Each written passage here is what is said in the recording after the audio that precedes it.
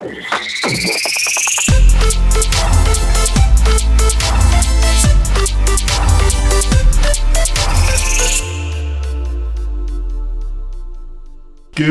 day, everyone, and welcome to another episode of Trailblazers and Pathfinders. And today it's my real pleasure to invite on the table Aldina Da Silva, DoubleClick Solutions. Welcome, Aldina. Hi, Matt. Thank you. It's going to be a very exciting time. We're talking about general small business and the pitfalls and the exciting stuff. Everything to do with their books. Yeah. And before everybody goes like, oh, we're going to talk about books. Well, it's actually, there's a lot to it, right? Yeah, there is, actually. Right. Yeah. Tell a little bit about yourself and DoubleClick Solutions. So I started my business about 25 years ago. I started it around my family. So I was starting a family and I was working in a corporate job and it was doing like 14-hour days. So I decided to pull back, and the industry I was in accounting software. So I already had the accounting training, and I thought, I'll do my bookkeeping around my kids, which is what I did. Started it 25 years ago. How hard can it possibly be, right? It's getting harder with all the changes. Yeah? Yeah, all the legislative changes that the government and tax office are putting in. Mm-hmm. Just getting harder and harder. So if you were to jump back 25 years ago and now, and then compare that to all the things that are there today. Yep.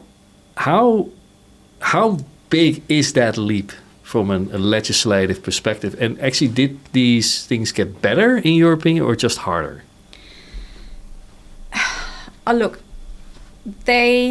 you're talking about a more of a manual type system before, whereas now we try and automate it by using different apps, online software that actually links directly to the ATO now, whereas before it was all paper. Lodgements had to be done paper-wise, you completed something, written it down and then put it in the post. So now it's expected to be more automated. It is expected to be, because they think it's easier, it's expected to be more immediate type of lodgement. So when we lodge it, within a few hours, it'll show up at the ATO site, unless there's, software issues. In knowledge-wise, as a company that does bookkeeping, we have to now know a lot more than what we did back then. Our industry has turned from of a data entry, managing paperwork type of environment to being more of I need to know a lot more about tax. I need to know a lot more about how to assist the accountants. So our job is to do the nitty-gritty of everything. So we get our down and dirty with all the numbers and the paperwork and the software, and then the accountants kind of take that information and then they do the tax returns and give advice. Right. So we don't give tax advice. So I'm a registered BAS agent. So in our industry, that's another thing that's changed from back then. In your accounting, you just processed the work and did the allocations as you needed to. Now it's more about understanding how those allocations implicate the business and taking that burden from the accountant more back onto us, the bookkeepers. Right. So as a registered BAS agent, we have to obviously understand that tax component, but we don't necessarily give tax advice. What we're doing is we're preparing all the financials for the accountants. So you make sure that the administration is streamlined. Yes. You are guarding for compliance, I would think. Is that a good way of looking at it? So instead of saying, you do this to minimize it, no, sorry, I can't do that. But if you do that, then someone will be knocking on your door. Yes, so our job is more because we're looking at the transactions that are entered in the systems, and what the clients are spending, small businesses are spending their money. Yeah. We assist them by sort of, being the person in between them and the accountant. Does that make sense? Yeah. So from that perspective, right? I mean, in the end, and obviously we do software, as you know. and part of our software is accounting software. Not everyone uses our accounting base, but when they do, they come with questions like, how do I do this? How do I do that? Well, I'm not a bookkeeper, but system technically, this is what you do. Yeah. I noticed that sometimes people get very creative in making the software correct, but actually make a whole mess of the actual administration, right? It's like, the software-wise, it all balances. That's good. It's very difficult not to make a software passing balance, right? Yeah. But if you look at but why is it here? Why is it there? It's kind of allocating it in a way that, one, the business owner can use the financials, like the system, to give them the information that they need, either to make informed decisions to, obviously make their business better or streamline it, or, tax minimization sometimes comes in. So, allocating information, just the systems will always balance these days. Like in the old days, accounting, everyone hears about the 2 double entry system. If you put an entry in, it does something else in the background, right? That's what clients don't understand. That's what business owners don't understand. I allocate this here. They don't understand the implications of how the business, like whether the business is performing well or not. So when they allocate it, if they put it into the wrong spot, they don't get a true financial statement, if that makes any sense at all. That makes a lot of sense. Let me tell you a little bit of a story from... I just reminded with what you were saying. We had a client, now I was still in the Netherlands, so it's over 20 years ago. Yeah. And they were multinational, it was still family-owned business, and they built their own system. Mm-hmm. And their own system did actually everything. So also the accounting. And when we were replacing that old system, because there were several risks with it. Number one is they were the only one using it because it was in-house built. Yeah. Number two is the person who built it was one person. And it's kind of time for retirement. So we were going through the requirements, and was one requirement like, well, sometimes our invoices are wrong. We would love it if you could do the same thing as we have in our system, which is the magic button. I go, okay, what's the magic button? What does it do? So I don't know what it does, but basically we can then redo the invoice and everything is good. Right. Like, okay. So we actually talked to the person who wrote that system. He said, well, the magic button is basically we delete all the transactions and then just you can start over. That's it. Yeah. Now, in any modern system, obviously that's just a no-go, right? They're non-volatile transaction systems. Yeah. And that's where a lot of people have to make the transition. Like, this is not an Excel spreadsheet. This is not something where I can just do stuff. Yeah. And make the evidence disappear. Yep. Current systems allow you to edit certain transactions. It's something that shouldn't happen. Like, you shouldn't be going back into a prior month, or especially if a tax return's been done, or if you've already done some compliance lodgements. You shouldn't be going back to changing something if you don't know what the implication is. Because a lot of the times, if you've not allocated, for example, for GST, if you've entered a bill and you've paid for it, but you've not entered it correctly, so you didn't track the GST or anything like that, if you go back and just edit something, usually a BAS agent would check that. Like, we check all the transactions. But if a business owner goes back and starts changing things, then necessarily they could be missing out on claiming some of their tax. So they could be paying extra tax. We've seen a lot of that. We've seen it where these days in accounting software you can create rules, so you can automate some transactions like bank charges and things like that. But sometimes people, business owners or whoever, they will go and create a rule. So in one instance, I had a client who created a bank rule for BPay. Anything that started with he created the rule in a way that anything that had BP on it, so BP fuel, BPay, like if they were paying, tax, the tax office, anything like that, this rule automatically created a GST claimable transaction to motor vehicle expenses as fuel. Right. So, and knowing the limits of what you can actually claim for fuel, plus the whole GST aspect of it. Yeah, so they were claiming GST on tax, which there's no GST on tax. Like, it's a non-taxable thing. No, they're still. I'm pretty sure they're working a way to get that done as well. Because we obviously don't pay enough in Australia. Well, no, this is the opposite way. They're claiming it when they shouldn't be. Yeah, correct. So, because it was something. Yeah. So, like when I got this client, because they came to us, I've looked at the motor vehicle fuels and I'm thinking, $100,000 in motor vehicle fuels is a lot of fuel. Let's check this. And that's when we found out that, the poor bugger had been claiming things that he shouldn't have claimed, and he had to pay a tax at the end of the day. Actually, you basically have to pay which you didn't pay beforehand. Yeah, right? you claimed too much. It. So it's actually the other way around, because we are on a PAYG withheld and PAYG for my annual tax. And you're like, well, actually, no, it's just my money. Yeah. And you claim it up front to make it convenient for me. How does that work? Because basically I'm giving you money and you're not giving me any interest. Yeah. Because it's not due until much, much later, right?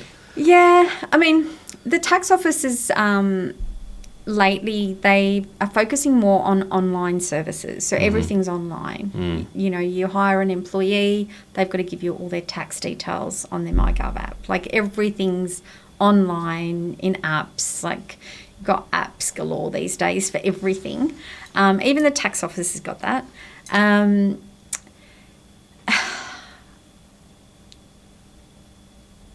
I don't know where I was going to go with that. No, everything is in apps, right? So I'm actually talking about I prepay my tax. In other words, way before it's due. So the concept is, if the government is getting you to prepay things so that at the end of the year you don't have a bill. You don't have to find, $5,000 or $10,000 to pay your tax bill. They give you no lenience. Like, if it's due on a certain day, you start getting charged interest if you're late in paying it. So that's the concept there. I mean, in the old days, we called it provisional tax. Now it's called pay-as-you-go installments. Like, it's same but different. Yeah, so I'm looking at, if you're going to charge me interest for me being late, can I get some interest for me being early? Yeah. Sounds fair. They do, actually. Like, if you've paid for something and it's sitting in their account, they do actually give you a little bit of interest. Not much, not like what the charges are. No. They're not much, but you do sometimes get a little bit of interest. Because in the end, I mean, I do all the accounting myself. I actually think a lot of small business owners are well helped to do their first step of the bookkeeping for the first month, together with a bookkeeper that knows what they're talking about if you don't know what you're doing. But you have to understand your books. And what I find is a lot of people, we migrate them and they go like, well, that part there, that's kind of the black box. That's where all our figures go into. And at the end of the year and after tax, hopefully I have some left. Yeah. What I've found over the years, and even in my corporate job before I started my business, what I found was business owners don't actually necessarily know what it is they need or what they want. They can tell you what they don't want easily, but they can't actually tell you what they need for their business as far as the accounting side of it. So when I sit down with clients, I want to know what they want to do with their business. Where is their business going? If they can't tell you that, it's very hard for you to set up a system to work for them. Yeah. And sometimes there's certain features or certain processes that you implement that is hard to reverse. Like, it's hard to then switch off like halfway through a year and they've gone, oh yeah, this isn't really giving me what I want. Nowadays, some accounting software like Xero does make it easier to recode some transactions. We've got tools that allow us to do that. We can kind of change the structure of the financials and how it's reported and things like that. But in general, a lot of systems don't allow you to do that. A lot of systems force you to reverse transactions. So you create a bigger mess. So if you don't get it right from the beginning, one, you don't get the information you need. Two, it can become very cumbersome and hard to process. Correct. And three, if it's too hard and they don't know what they're doing, they just go, that's it. Too hard, I'll leave it. Yeah. Yeah. And you mentioned Xero. Xero obviously is a standalone accounting package very popular in Australia, New Zealand, but also UK. It's used in many countries. Yeah. It gets infinitely more difficult if you use an ERP like an SAP. And you mentioned your role in corporate, right? So if you do SAP, Dynamics, I actually grew up when Baan was still a thing. Yeah. We did some Baan work. And the challenge there is that, it's not just the ledgers. No. That's where everything flows to, but make a change in the sub-ledger, like your inventory ledger, your sales ledger, your production ledger. Everything is automatically integrated there, and that makes it infinitely more complex. You mentioned you came from the corporate role, and then you go like, hey, I'm going to work for myself, work for the lifestyle, etc., which is actually a very good business goal to have as well. Not everything is like, I want to be the next corporate, because I just left that. Thank you very much. When you left that, what is the first, how did you cope with the fact that, before everything was done for you, and now everything you have to do yourself, which is everyone that wants to start their business is going to face? Yeah, I was very lucky because I actually worked for an accounting software company. Yeah. That was the corporate side of it. So when I left, I actually was given leads. I became one of their resellers, and I not automatically, but I was given some client referrals through that. Oh, that's good. Yeah, so that was quite helpful. And my role in that business was business development, and I was in charge of New South Wales. And my role was to help the resellers and to help the clients who sold the software and implemented the software set up their own processes. So when I decided to work for myself, it was kind of easy. Back then we didn't have Xero. Back then it was, Cybiz, Attaché, Arrow, all these old systems. And back then it was just literally data entry. Yes. What we did was just punch in that information, Nowadays it's different and it's more automated. So there's a lot more to learn nowadays. Mm-hmm. Back then, my decision to leave and run my own business was easy. I kind of had already set up systems for clients, so I just took that on board. You could do your own systems. Yeah. And 25 years ago, obviously you had the websites were there. Did you set up your own website at that time as well and figure out how that worked? No, I didn't actually set up my website until 15 years after. Okay. I have literally run my business on referrals. Mm-hmm. So I've been quite lucky. I have had an email account, which I still have my email account that's 25 years old. And we didn't really run emails back then. It was more faxing, and if anyone remembers what faxes are these days. So appointments were done through, faxing, over the phone. It seemed a lot easier back then. Business owners were a lot more relaxed about things. Nowadays, we need everything now, or they give you, a day's notice for stuff because they think it's easy because it's all there. It's all online. We all interact together. It is actually, everything is now instant gratification, right? We're in the Instagram time, or Instagram is already old and no one uses that anymore. So it's now the next big thing, best thing time. And indeed, before, if you wanted to make an appointment with someone, you actually called them. Yes. And if you couldn't reach them, left maybe a voicemail, maybe just say, I'll call them back.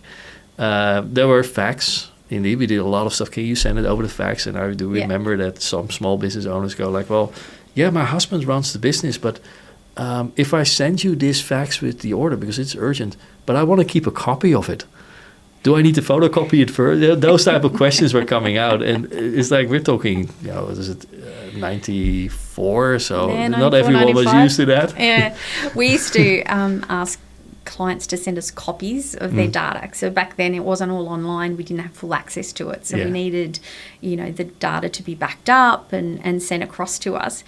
We would actually get copies, like photocopies of discs and stuff sent to us, like faxed to us. So that was their way of giving us a copy of their data.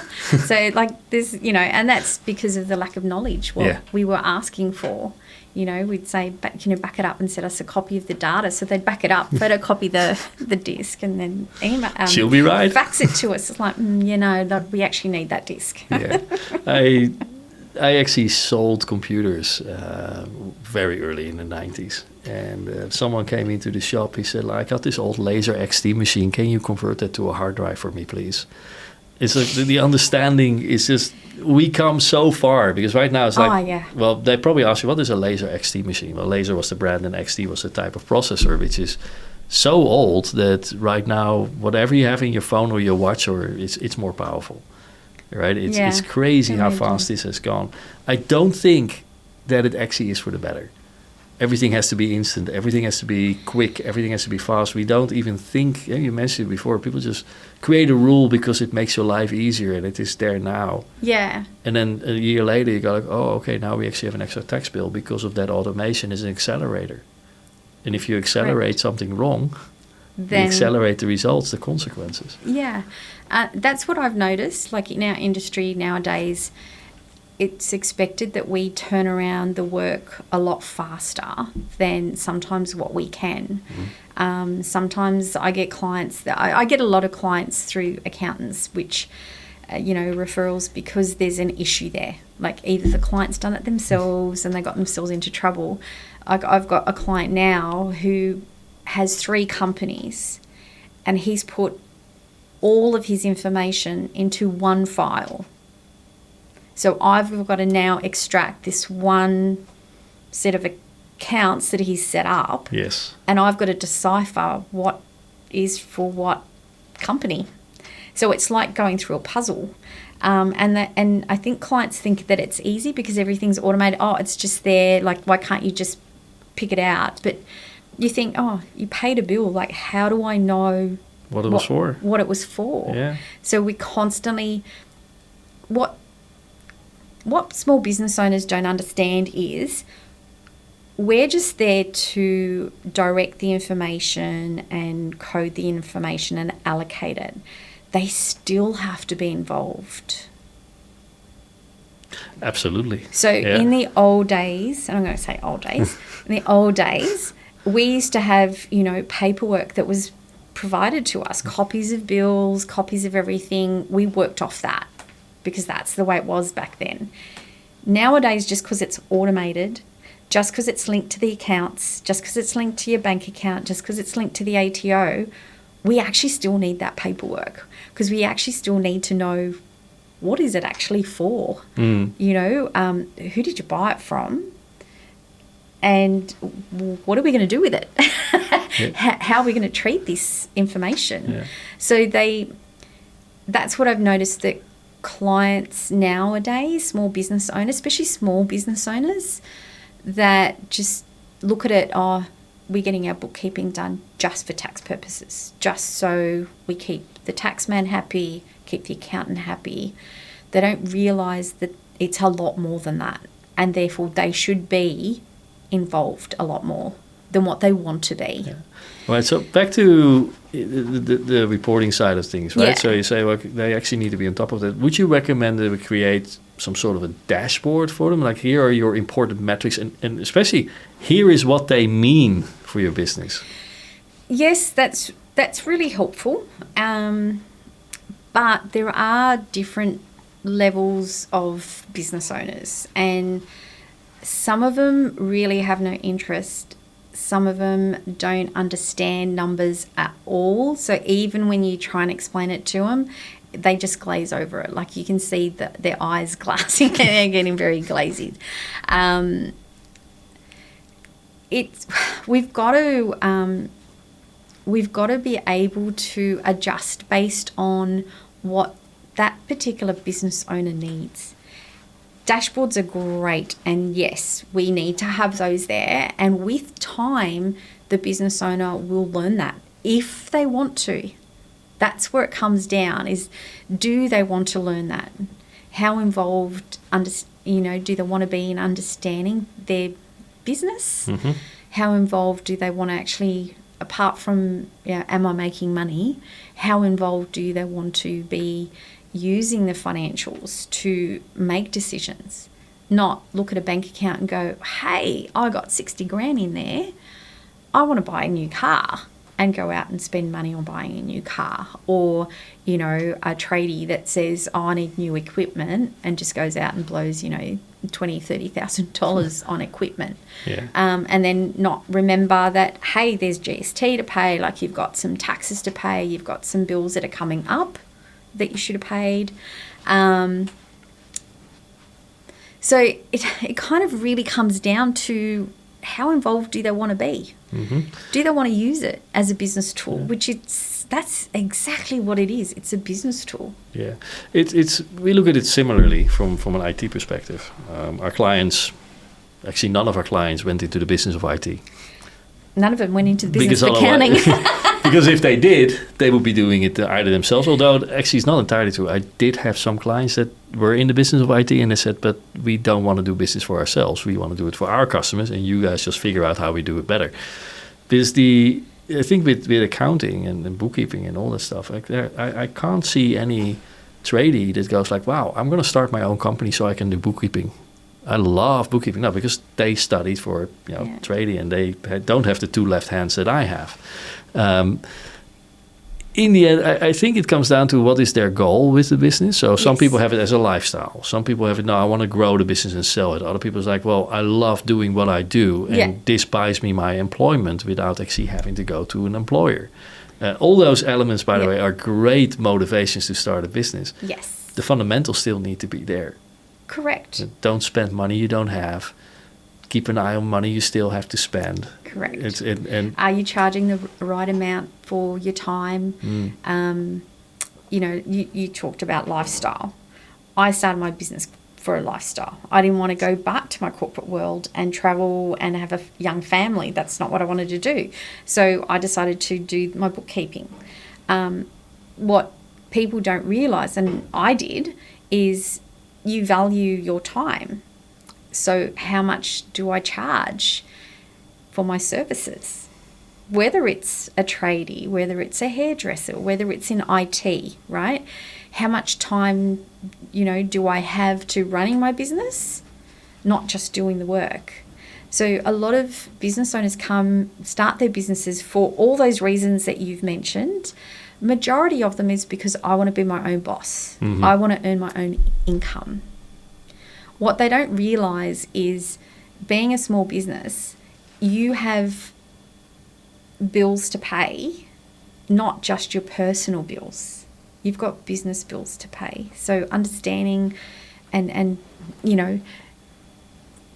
making sure that the reasons why you're doing it, you've got the fundamentals there to fulfill that dream. Not to be, I wanted a better lifestyle, but hey, now I'm working 60, 70 hours a week, right? To get the same amount of money I was getting when I was working for my boss. Why is that? Or less. Or less. Or less. Or less. Yeah. A lot of times less. Why is that? Yeah. That's because they haven't fully sat back and planned out what they want to do. Mm-hmm. They're a technician. Their skills is in what they love doing. Yeah. Right? A lot of people buy their own employment when they start their own business. So instead of going, I work for an employer, now I'm just charging myself by the hour. Yep. And it's great. Yeah. But you gotta on-sell yourself every single time because the work can dry up. Yeah, well, and that's the thing. Like, you start a business, small business owners start their business because they're really good at what they do, right? Mm. They love what they do, and they want to work for themselves. They want to reap the rewards, for their time. What they don't realise is there's a lot of other learning that you've got to do. All of a sudden, you've got accounting software you've got to learn, or have someone that does that for you. So then You've got additional bills that you wouldn't have had if you were just working for someone else. You've got to learn different skills, like how to sell. If that's not a natural thing that comes to you, that's a skill you've got to learn. You know, if you don't like networking, well, how do you get business if you don't network? Whether it's, you know, face-to-face or online or, you know, using social media these days is a big thing. So all of a sudden small business owners have got to actually learn how to use, you know, social media to market themselves, you know, and then they've got to learn marketing. And here's the thing, once you've actually mastered it, there will be a new social media platform. And all of a sudden the returns on that particular skill you've just learned is diminishing, because it is, right? It's just too much out there. With social media marketing right now, it's like being a grain of sand in the middle of a sandstorm. Yeah. The other thing that also small business owners don't realise is when they start, they focus on so much on the financial side of it. Mm-hmm. Am I making enough? Oh, I can't afford to put a bookkeeper on. I'll just do it myself.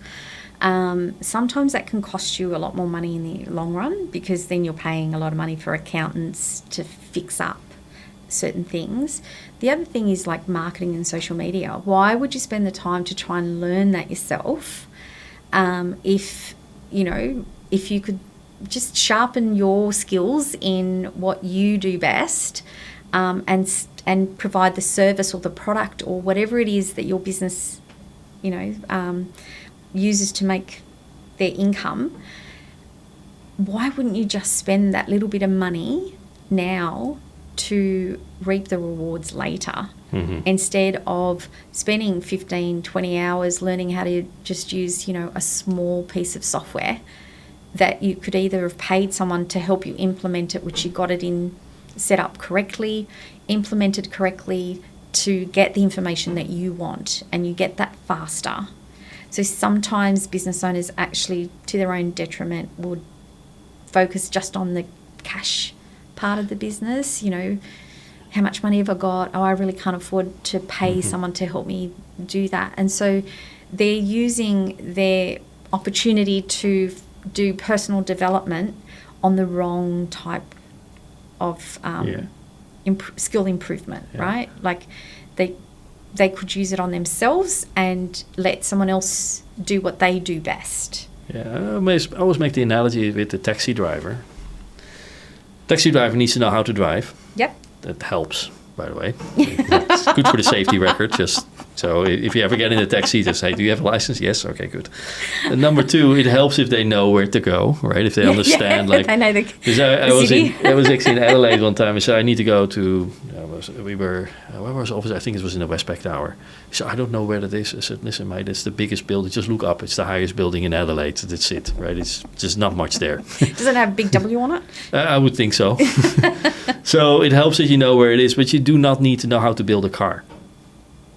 Correct. Right? So when I go, like, there are stuff that you need to do because that's what you do constantly in your business. Yes. Even though it's not the core of what you do. So if you're a tradie, do whatever you're good at, right? That's the core of your business. But if you do need to do marketing, you got to at least understand it, how it's done, before you outsource it. Because if you outsource without understanding, people will, you know, unfortunately take advantage of you. And you don't get what you need because you can't articulate it. Yeah, but learning, like understanding it and going into the nitty gritty, this is, how do I actually do it? That's what you've got to identify. And that's where I go, like, you don't need to understand how you set up your applications or all this stuff. Leave that to the experts. The same as with setting up an accounting system. Yeah. But I always recommend my clients, like, you got to understand what the output of that is and what inputs is required. The magic in between, it will be logical, but it's not something that you have to lose sleep over. That will be done. But if you understand, okay, if I give this input, then that output will come out. Yeah. If you don't understand it, or you don't go like, well, I don't actually know what output I want, then everything that happens is by definition, it's good, right? Because it's not what you don't want, and you haven't articulated that. Yeah, that's right. I mean, I agree with you.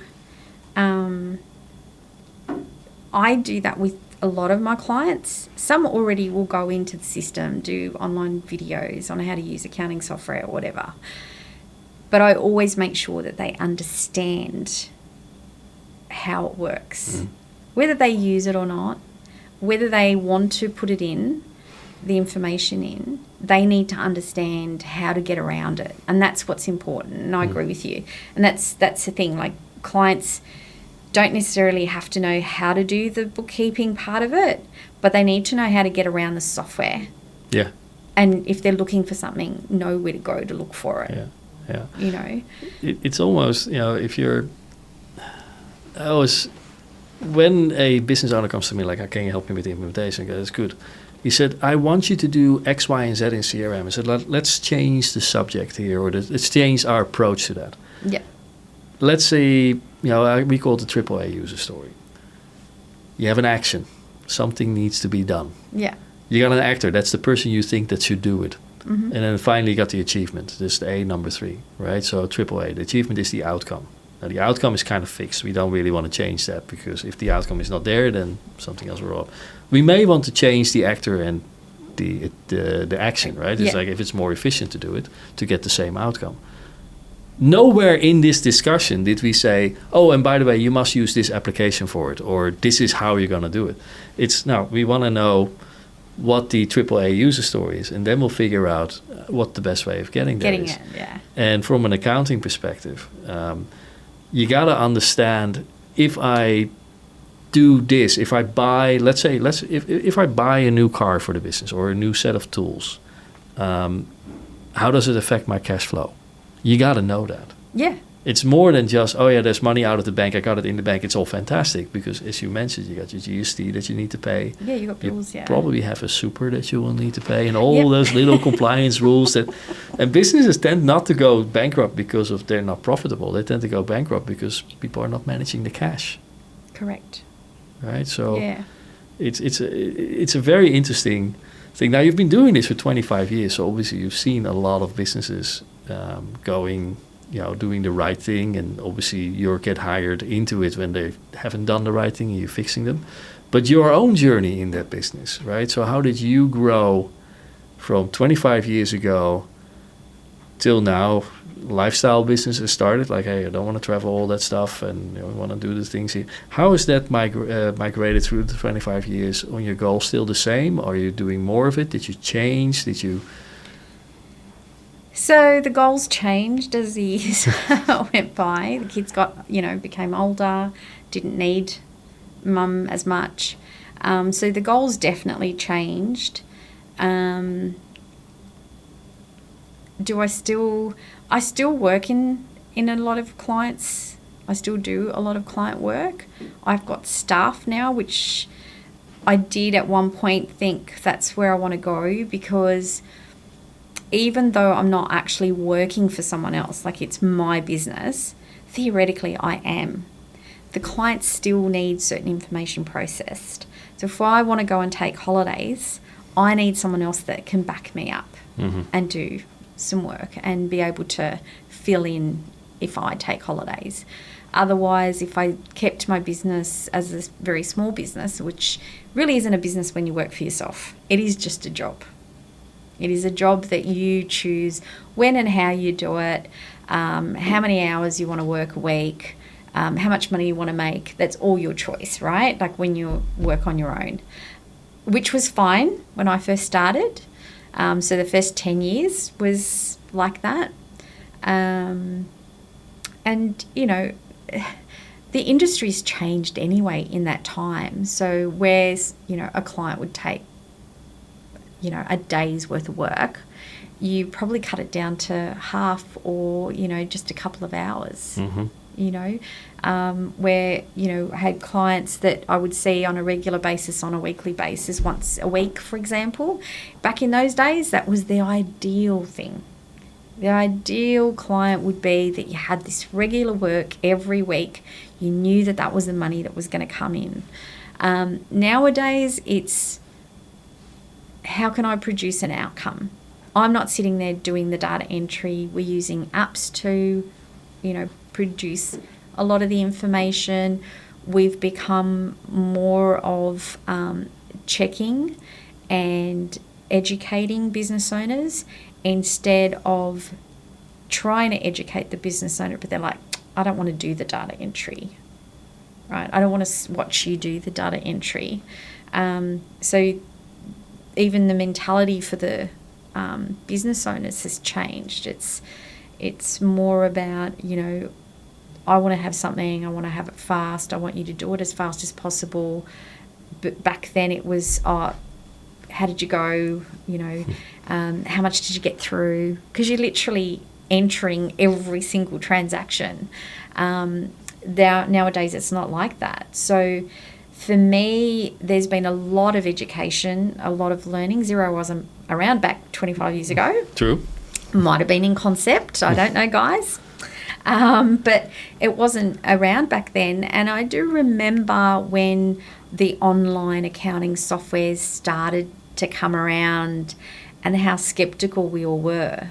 One, it was, oh my God, they're advertising it, that it's faster and it's easier and everyone can have access to it. Accountants and bookkeepers were sitting back going, yeah, but we still need the paperwork, right? Yep. They're trying to eliminate paperwork. They're trying to eliminate printing. They're trying to eliminate a lot of the stuff that we relied on. It was like, we can't see how this would work. And I've actually learnt a lot more. I've become a lot more IT savvy, I suppose you could say. Mm-hmm. I've had to learn how to get around the systems, whereas back before we used to just download the program. It was there. You know, we had to learn how to do upgrades. Well, you had to install it. Had to install, right? had So to do especially the upgrades. multi-user systems, Yeah. like install the server and then you had the client server system. They were a Windows nightmare. work groups. Yeah. So that's the thing. Like I've had to learn. Like, I don't know if your subscribers would actually remember the DOS-based systems. When you had a computer, it was a black screen with green writing on it. Yep. So there was a little letter C and a column and a little arrow and then it blinks something. So and you had to tell it what to do. Yes. Nowadays, you don't have any of that. Yeah. But computers are still stupid. Right? So before they were like follow one instruction, follow the next instruction. It was very clear where you made an error because there's an illegal operation, right? Arrest the user and press anything to continue. Yeah, or start again, yeah.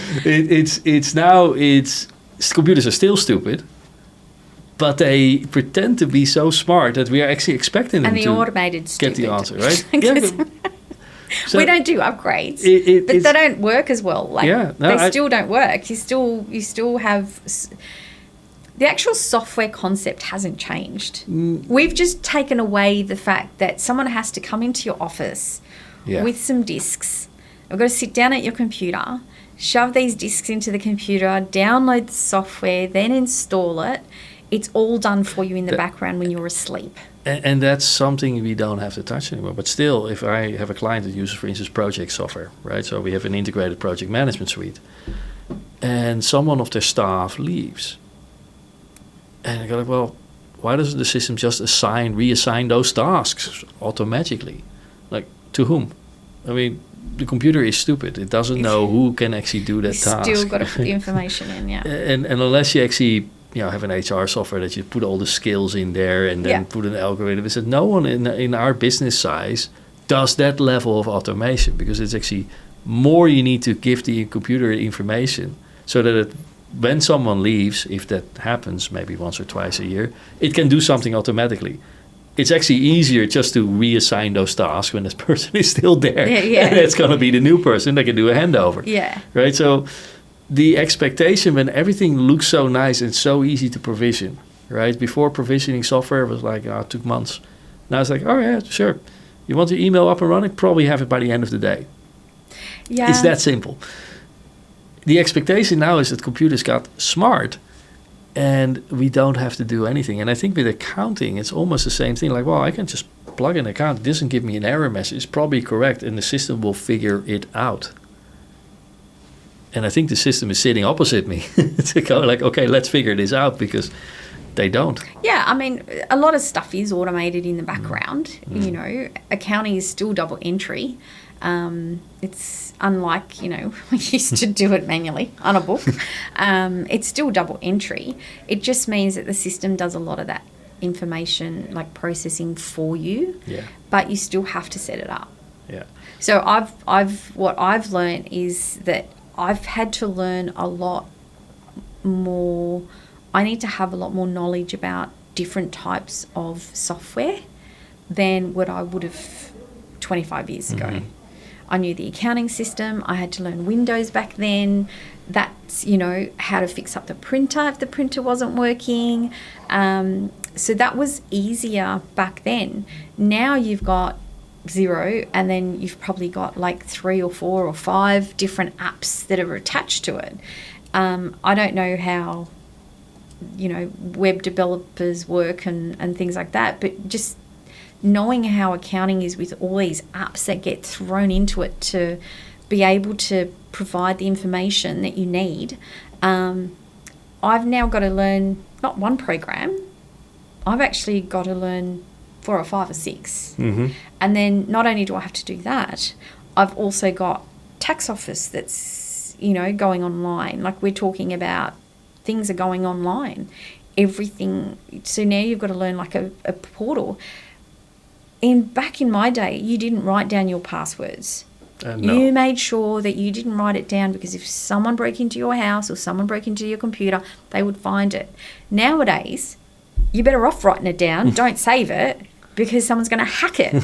Like someone's going to try and get your information off the computer. There is a lot of that going on. And there's a lot of honeypots that are being built by the government themselves. We got put everything here centrally, like the whole central... the banking transactional system that they're working on. They're like, okay, that's great. If you ask a bank robber, why did you rob the bank? He will answer it because that's where the money is. So if you ask a hacker, like, why did you hack that particular system? Well, that's where all the transactions are in one place. What could possibly go wrong? Yeah. So now we're also become cyber security. We have to somehow understand that. I didn't need to do that 25 years ago. Because computers were not so connected 25 years ago. Correct. So, you know, and that's the thing that business owners have got to learn. Like, they have to evolve with the times as well. Like, they start a business. They've got to learn, streamline things, have it set up the way they need it so that it makes, you know, their life easier in the long run. But also they've got to learn these new skills. And they've got to learn, you know, software as well. So being your own employer as a small business, being your own boss, isn't necessarily that much easier than it was 10 years ago or 15 years ago. I would think some things become harder. So, for instance, if you work with confidential information, right? So you work for a company, you have very strong NDAs. Now, watch what happens as soon as they start implementing AI in your desktop computer operating system. You will need to sign terms and conditions that all the data that you actually have can be used to train the AI, if you want to use this. Now, who do you know that actually reads the terms and conditions? No one. No one reads it. They say, oh yeah, give me the goods, give me the goods, give me the goods. All of a sudden, you may actually be in breach of your NDA. We know of a presentation software that was very popular about a decade ago. And it was free to use, but they did actually say, whatever you put on here, we're kind of like having the rights to it. And someone was presenting a new product that they were designing and developing together with someone else, and they had strong NDAs. Just by having that on that presentation software, they were in breach because they now shared it with a third party. And they signed the license away, basically, like, whatever we want to patent, actually someone else has it already. And people don't read those things because everything you get for free, it's not the product, you are the product. Your data is the product. And that's something that, as a business owner, we have to be very careful of. Right? I'd rather pay for the license and make sure that that actually stays with us. That's where it gets hard, right? Everything's online, everything's now going to AI. how do you protect your product, your service? How do you differentiate from someone else who now has the same technology or is able to get the same information online, you know, either because you've stored it online and it's available, or you've put it on your website so someone else can download it, or how do you protect that? Is your IP protected these days? It's difficult to tell because, as I said, we just say, yes, I accept, and there it goes. And with AI, it's getting a little bit more interesting, I would think. I don't know how much impact you will see in your industry. In my industry, quite a bit, actually, because AI can now already start doing some configurations in some applications for you, right? And like, where is because an AI works on learning models. It works on training data. Yeah. Those who control the data it's being trained on controls the bias of the AI. And AI it has no motivation itself, but it has a training bias. Yeah. The other thing that an AI has is you give it a goal and it will find a way to do that. So if you ask it a question, it will find a way to answer it. Yeah. And they have a term for it, it's called hallucinations. In other words, they just make up stuff. and you won't know what is actually being hallucinated versus what actually is real. Now, what if AI starts looking into accounts and things? Because I think actually that's where it could be going. I think that is look going at the transactions that way. And then it will give you a recommendation. Maybe it will start allocating transactions for you. Yeah, it does. Right. What's the basis for it? How has it been trained? Who is accountable for it if it all goes wrong? It's not ideal, and it doesn't work properly a lot of the times. Yeah. So AI is in. I don't know if it's AI, but Xero's developed that particular software. So bank feeds and things like that. It tries to remember what you did with a similar transaction previously. So it prompts you. That's not necessarily the right thing. Yeah. We've had to fix a lot of clients' accounts because they've done that. They've gone, we're just going to be helpful. We're just going to do this stuff. It can't be wrong. This stuff. It can't be wrong, but it is sometimes because if, the original transaction was put incorrectly, then it's going to continue being incorrect. So AI is in our industry. All right. Yeah, it's everywhere, and we see it in ours as well. And I think, as with everything, right? People go like, do this now, the next big thing. So a few months ago, everybody go like, Instagram, Twitter is going to be dead. Everyone is moving to Threads. And now even Mark Zuckerberg apparently is no longer on Threads because it's not the next big thing. Threads are. It's kind of like the Instagram type of... See? Stuff that you should probably know, but as a business owner, do you really need to? I actually go like, it's probably best if everyone is still excited about it, that you just wait and see. And the stuff that everyone is no longer really excited about, but is actually taking, it's still being used, you go, okay, there's something in there, because we waste a lot of time. And we have a term for this, ADOS, attention deficit. Ooh, shiny. The next shiny new objects. big thing.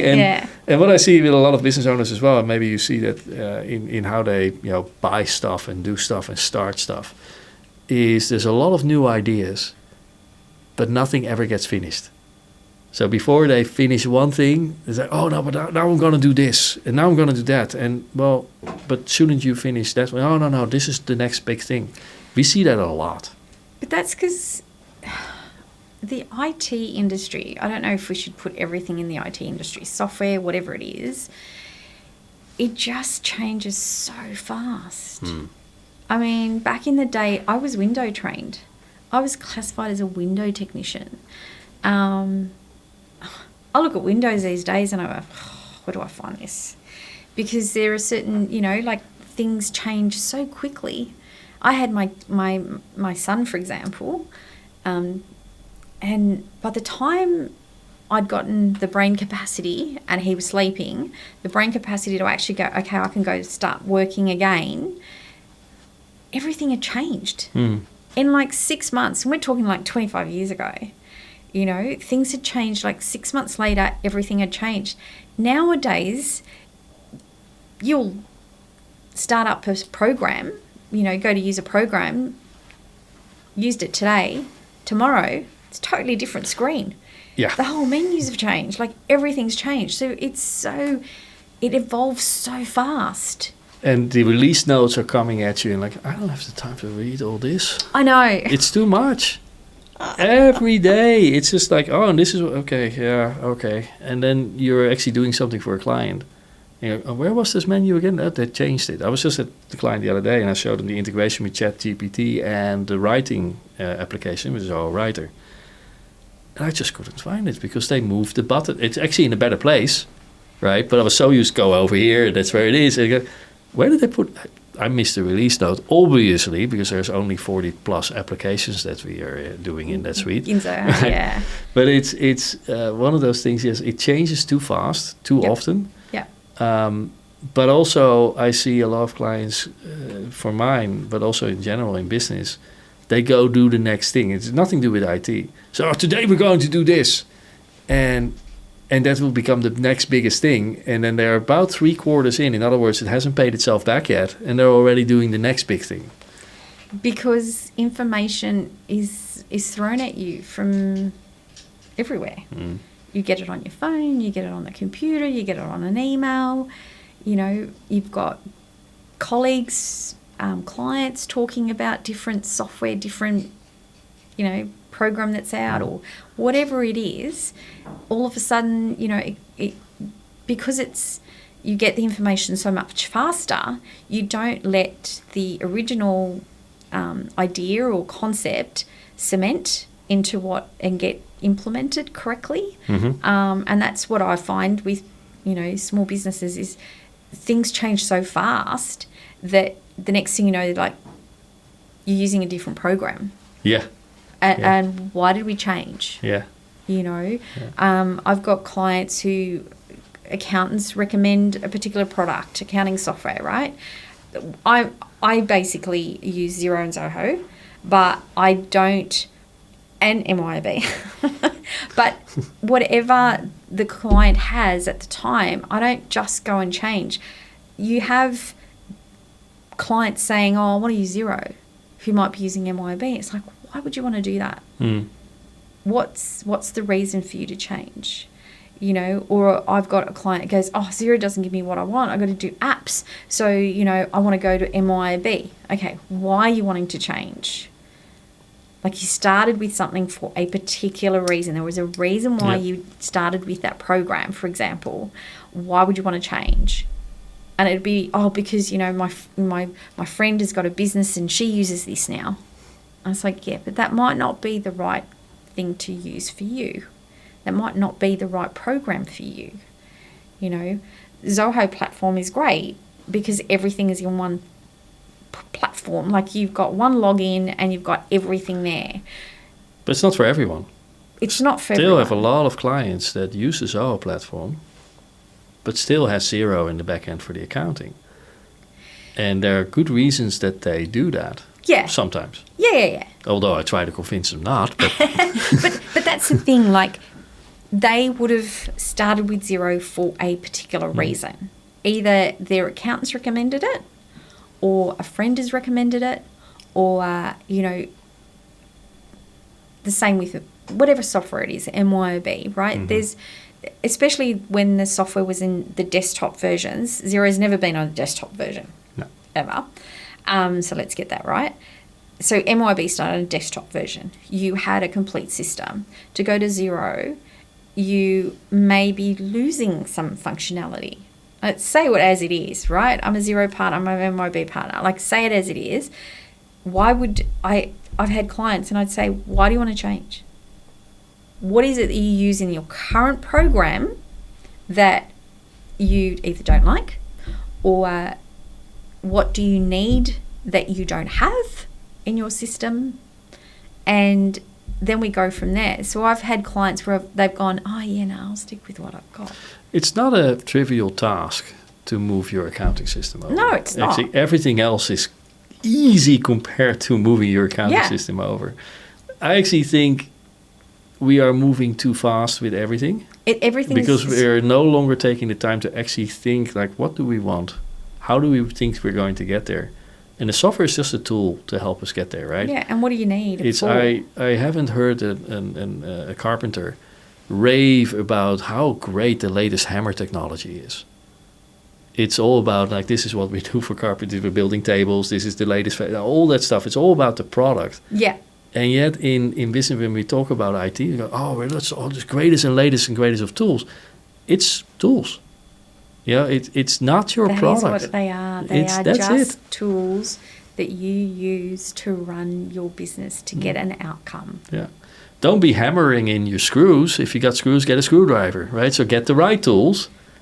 But still, it's not your business. Unless you're in my business, it's not your business to do IT. Yeah. It should be helping you do your business, whatever you do for your clients. Yeah. If you were to go back, let's say 25 years ago, and you can talk to yourself and give yourself the advice that you give when you're starting your company, what would you say to yourself, like, hey, in 25 years' time from now, along the way, you would have hit these and these things. Be wary of that. What are the things that you would give yourself as an advice? I, as a business owner and sitting back, my reasons for starting my business were quite small. Mm-hmm. You know, it was a lifestyle thing more than anything else, but still to have something to do. If I go back then, I would have honed different skills for selling. We say it as it is. We sell, regardless of whether we're selling a product or a service, we're selling, right? So that's a skill that I needed to learn. Yeah, so I would, back then, if I could have envisioned that the accounting industry would change so much, that everything would be online, that compliance would be changed so much. We can't foresee those kind of things. Mm-hmm. I would have learnt I would have probably taken the steps to do more personal development back then than I did. Mm-hmm. I honed on my skills of being good at accounting, understanding accounting, all that compliance. I really focused on that. I didn't focus on what I would have needed as a person, as an individual. What skills would I need to actually grow my business if I wanted to? What would that look like? Like, as a person, what would I need to look like 25 years' time? Mm-hmm. I didn't have that. No one really does, right? No one does, right? But no one actually said to me, you have to be a salesperson. No one said to me, you've got to do your own books. I knew that, right? But still, it's like, I don't want to do that. Like, I do it for everyone else. I don't want to do that, right? I needed to learn how to be a better leader. I needed to learn how to... so I should have developed those skills early on in my business. I didn't. Let me take this from a different angle. So when you started, like, well, when I started, I actually didn't need sales, didn't need marketing, because I worked for a referral, right? So what have you successfully done at that time? And maybe, hopefully now it clicks. You set up your sales channel. Yeah. Other people do it for you, which is actually the best type of sales, because no one is going to sell something to someone else without any return unless they truly believe, like, hey, actually this helped me really, really well. But it's different now to what it was before. Yeah. It's very different now to sell your services. Now it's all done online. Yeah.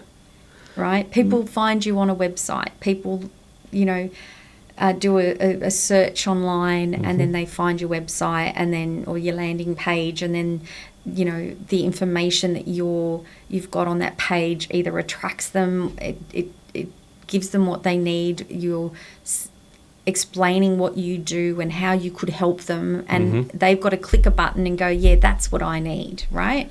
It's all done online. Now, back then, it was done person to person. Yeah. I wanted to speak to someone about their business. I met with them at a coffee shop, in the office, at a networking event. whatever it was face to face. I think it was a lot easier back then because you could either help the person or you couldn't.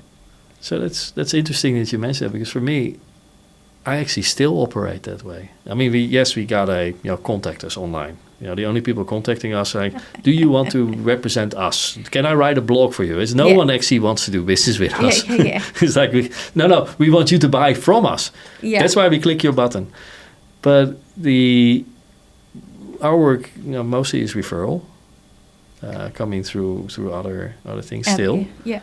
And no one ever clicks the button subscribe now for us. It's there, right? I may have taken it off, but it was there for a while because it shows this is what we can do. But if a company signs, I don't want to sign up anyone unless I've actually met them and can we actually do business? There's a high level of trust. And that's that doesn't part. Scale. No, and that's the part that I think business owners need to learn. Nowadays, it's behind a screen, a lot of it. Yeah.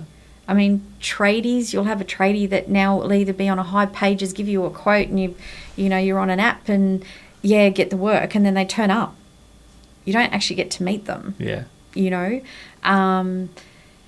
I still, if I can, and I've got someone local, I will still go out and meet them. Yeah. So I've had a referral this week. Mm-hmm. I spoke to the gentleman today, and even though we went through everything online and he sounded like, yeah, I think you can do what I want. I went, okay, can we meet next week? And I've booked an appointment to actually go and meet them face to face because I still need to do that. I think from maybe this is a recommendation for new business owners, is that whole quickly online selling, you're not separating yourself from all the others. No. And it's a business is personal, right? People buy still from people. Yes. And I saw a good quote. It was from an engineer in the AI area. He said, in the next coming years, the biggest scale to hone is prompt engineering. In the next decades, the biggest skill to hone is the ability to talk to other humans. So we're going backwards. So because we're losing the ability to actually have a conversation. Yeah. Right? We just a couple of years ago, SEO, search engine optimization, was the biggest thing, and people tried to sell me on $20,000 programs. They're like, well, if I type in SEO, you don't show up on the top. Why would I buy your services? Yeah. And now that whole market is basically being eroded because of the AI stuff, right? Because SEO will not mean anything anymore. The one skill that always will be there. The whole search, because SEO is just keywords. Yeah. Whereas AI is like, hey, where can I blah, blah, blah, blah, blah. And it has just learned from the web what the best answer is for you. It's a whole different technology. So where we're going now is that what we're going to need more is if you meet someone, is it going to be awkward because neither of you actually knows how to deal with people? Whereas when you still have the networking skills and you can build those relationships, and we are smart in how we use our tools in our toolbox instead of the tools in our toolbox use us, then I think we have a very hopeful future for new upcoming small businesses. Yeah, and I think new up and coming small businesses, they need to have a clear idea of what they want, what service that they're offering, what is it they need from anything, software, platforms, anything that they need to run their business. They have to be clearer about that vision. Yeah. Because then everyone else that they either employ or they, a software provider that they might use, if they're clear on their vision, if they're clear of their goals, they know where they want to go, they know how fast they want to get there, then everything else will fall into place and everyone around them would be able to help them achieve their goal. Because no one provides a service or a product because they don't want to help the person that they're selling it to. right? I've always wanted to help business owners. I kind of sometimes put myself in a fix-it mode because I just want to fix it so that it works for them. It's a purpose. It's a purpose. It's a purpose. Right. And they say, and it's probably the best note to end it on as well, strategy is 95% on what you're not going to do. And that keeps you focused. And for small business owners here, it's actually a very exciting time to start your own business. So if you're thinking about it, take some of the lessons here. So understand your books, but also get the expert to help you set it up. If you're in Australia and New South Wales, contact DoubleClick Solutions. Definitely put the links up here. And don't forget why you went into business in the first place. Purpose is everything. And Aldina, thank you so much for coming by. Really enjoyed our conversation. Thank you.